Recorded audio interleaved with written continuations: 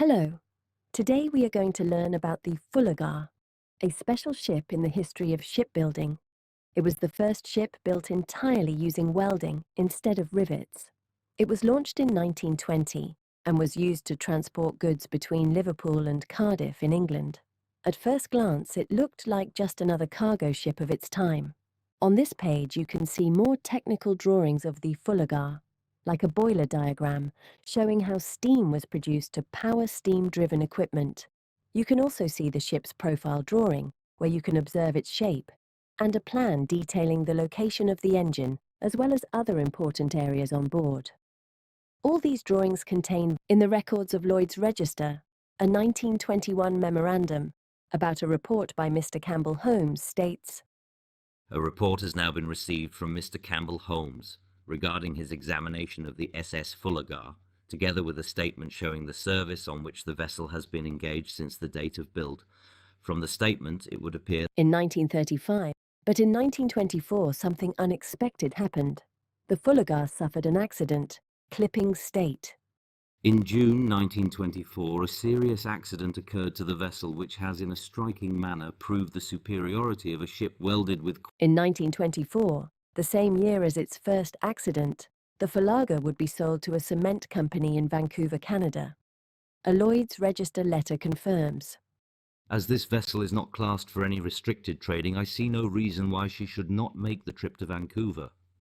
However, before making this long journey, the ship had to be inspected and pass the freeboard test.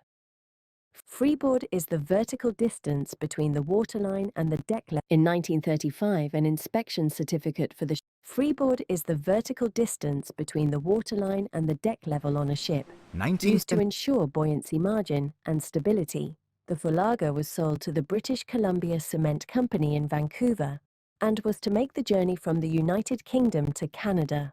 It therefore had to be tested to calculate freeboard and stability for the entire voyage, including crossing the. Meanwhile, the new owners had renamed the ship Xi'an. From 1925, there is a memorandum reminding the ship's new owners in Canada that the Fulagar must undergo its annual inspection.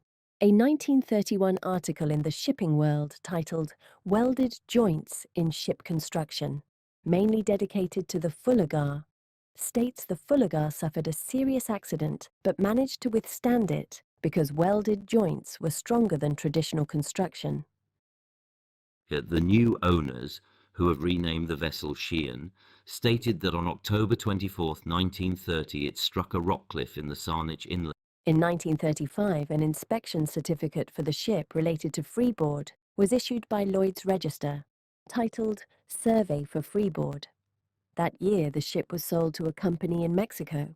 A letter from the chief surveyor of Lloyd's Register of Shipping in New York stated, Motor vessel Cedros, formerly Xi'an.